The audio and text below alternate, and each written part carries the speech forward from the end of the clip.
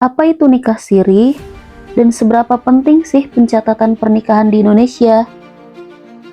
Indonesia adalah negara hukum, di mana kita sebagai warga negara yang baik harus mentaati aturan hukum, termasuk pernikahan. Yuk, mari kita bahas satu persatu.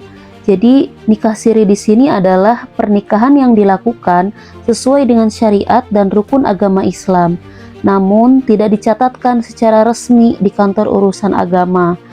Praktek ini sah secara agama, tetapi tidak memiliki kekuatan hukum di mata negara, sehingga menimbulkan berbagai risiko sosial, juga risiko hukum. Seperti itu. Pelaku nikah siri dapat dikenakan sanksi pidana penjara berlapis jika pernikahan tersebut dilakukan dalam status terikat perkawinan sah atau melibatkan unsur penipuan.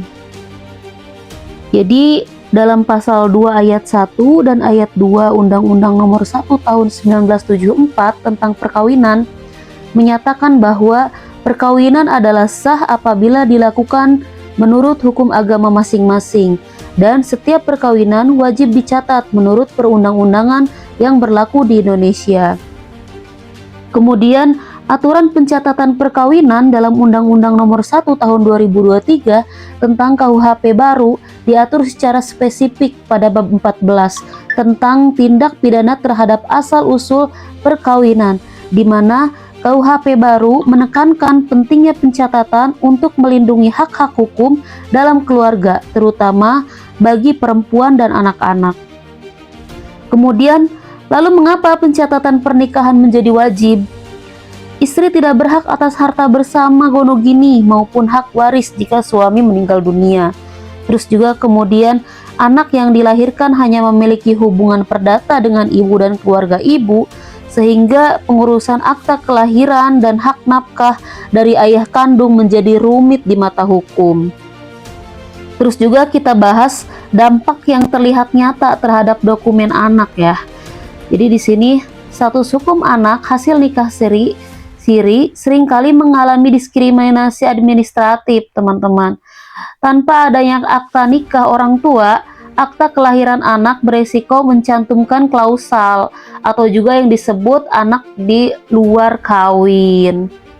Meskipun terdapat putusan Mahkamah Konstitusi nomor 46 tahun 2010 telah memperluas hak perdata anak melalui pengajuan genetika, proses penegakannya di lapangan tetap mensyaratkan prosedur legal formal yang sangat amat rumit dan bertele-tele. Lalu kemudian, mengapa hari ini masih saja ramai isu-isu pernikahan siri di tengah masyarakat? Jadi mungkin dia dikategorikan sebagai karena ada alasan tertentu, misalnya saja secara sosiologis dipicu oleh hambatan ekonomi, terus juga kemudian birokrasi yang berbelit-belit, terus juga kemudian upaya melegalkan poligami tanpa adanya izin sah istri pertama.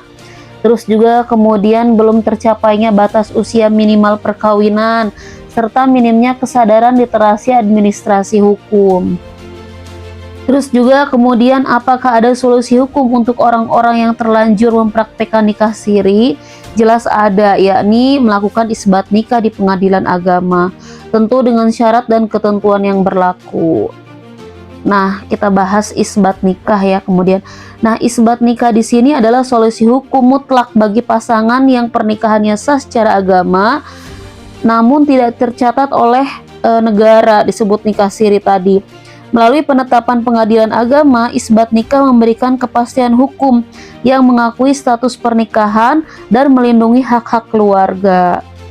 Jadi yang terakhir kemudian, esensi filosofis bahwa pencatatan perkawinan bukanlah sekedar formalitas birokrasi, melainkan tameng keadilan sosial yang sengaja diciptakan untuk memberikan kepastian hukum, menjaga martabat keluarga, terus kemudian kemaslahatan, serta membentengi pihak-pihak yang rentan dari kesewenang-wenangan.